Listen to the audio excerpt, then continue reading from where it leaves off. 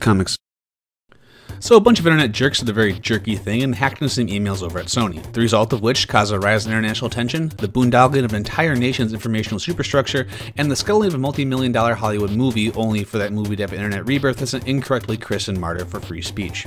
But really, who gives a bucket of hot fucks about any of that real-world grown-up stuff? The only thing to come out of the incident that created any sort of sustained, passionate reaction was the revelation that Sony Entertainment and Marvel Studios had been in talks to return the Spider-Man movie rights to Marvel in some form or another. Fans across the internet partook in an impromptu Mardi Gras, the idea that Spidey would finally be free from the drunken and thumbless fumblings of the Sony movie machine. Spider-Man's movie career is marked with false starts and flat-out failures, dating all the way back to 1985 when B-movie messiah and critical Lucifer Roger Corman tried to get various bastardizations of the character off the ground, only to see the rights to the character fall away from him and land with Hollywood legend James Cameron, who infamously wrote the Spider-Man movie Scriptment, a half-script, half-treatment Frankenstein abomination. This filmatic abortion was heavily laced with profane dialogue and contained a scene where Spider-Man banged Mary Jane on top of the Brooklyn Bridge. The project was so bungled and amateurish that development of a Spider-Man movie was stalled for nearly a decade. Sam Raimi shepherded a small rose-colored renaissance for the character with Spider-Man and Spider-Man 2. However, Spider-Man 3 began an era of boneheaded creative and business choices that included 2 dour and soulless films and a desperate, embarrassing plan to create an expanded universe of Spider-Man films from Spider-Man's catalog of buddies and villains. These plans reached a hilarious crescendo when Sony announced plans to make an Aunt May movie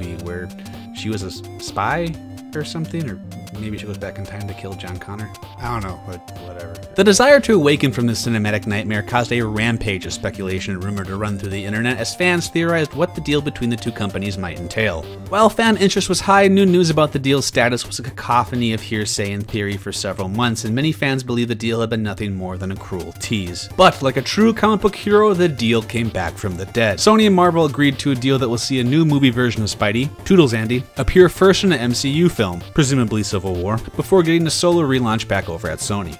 Sony will retain all creative control over solo Spider-Man movies, though Marvel movie overlord Kevin Feige will produce those films while presumably acting as some sort of quality control double agent. The Marvel movie experiment has worked almost without flaw because of the obsessive control and single-minded focus of key in-house personnel. The idea of a free radical like Sony being loose in that system seems a bit dangerous, but the idea of having Spider-Man back home where he belonged from the beginning is exciting enough to celebrate. I've heard worse excuses to drink. That's 2 Mixed Comics. I've taken enough of your time. Peace out.